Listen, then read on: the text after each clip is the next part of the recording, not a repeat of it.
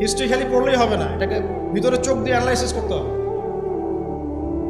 আলহামদুলিল্লাহ আমি last 10 years থেকে হিস্ট্রি করছি, লাস্ট 10 ইয়ার্স।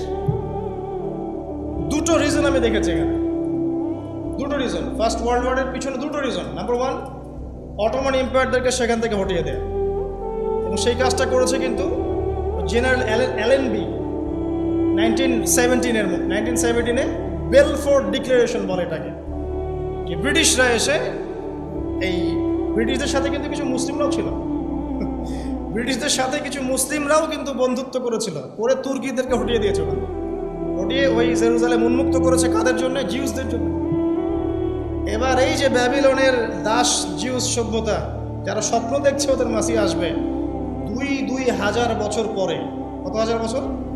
প্রায় 2000 বছর পর তারা আবার জেরুজালেমে ঢুকলো।